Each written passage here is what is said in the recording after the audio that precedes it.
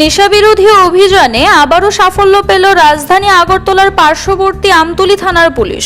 মঙ্গলবার সংবাদ মাধ্যমকে আমতলী থানার ওসি রঞ্জিত দেবনাথ জানান, গোপন সূত্রে পাওয়া খবরের ভিত্তিতে তারা আমতলী থানাধীন ফুলতলী এলাকার বাসিন্দা সুমন সরকারের বাড়িতে তল্লাশি অভিযান চালান। এই অভিযানে বাড়ি থেকে মোট 16টি ব্রাউন সুগার ভর্তি পাউচ উদ্ধার হয়।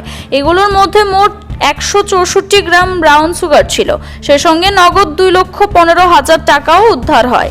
এই টাকাগুলো নেশা কারবারের কাজে ব্যবহার করত বলে প্রাথমিকভাবে ধারণা করা হচ্ছে। সঙ্গে সঙ্গে অভিযুক্ত সুমন সরকারকেও গ্রেফতার করা হয়। উদ্ধারকৃত নেশা সামগ্রীগুলির বাজার মূল্য প্রায় 8 লক্ষ টাকা বলে জানিয়েছেন।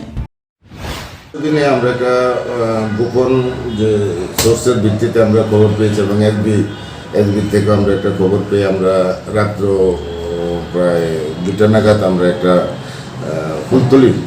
ফুলতলিতে আমরা করেছি যে সুমন সরকারের বাড়িতে রেড করেছি। রেড করার পরে আমরা টোটাল এমন 16টা পাউচ 16টা পাউচ, যেটার মধ্যে টোটাল 164 গ্রাম ব্রাউন সুগার রয়েছে। 16টা ব্রাউন সুগার পাউচ এবং 2,15,000 টাকা আমরা উদ্ধার করতে পেরেছি এবং তাকেও আমরা গ্রেফতার করেছি। তাকে আমরা কালকে কোর্টে ফরওয়ার্ড করেছিলাম এবং এখন সে রিমান্ডে আছে। বাজার মূল্য কত হবে এগুলি বাজার মূল্য কমসে কম 7-8 লাখ টাকা তো হবে, 7-8 লাখ টাকা কম হবে। ওকে প্রতিনিয়ত এরকম বিক্রি করে? যতটুকু খবর সেটা ইনভেস্টিগেশন চলছে, তবে তার যে সিএ ভালো না, তার যে ক্যারেক্টার ড্রাগসের সঙ্গে জড়িত, এই খবরের ভিত্তিতে আমরা রেড করেছি।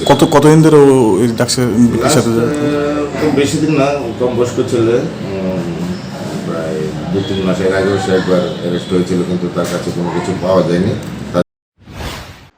Siri TV, channel for news and entertainment.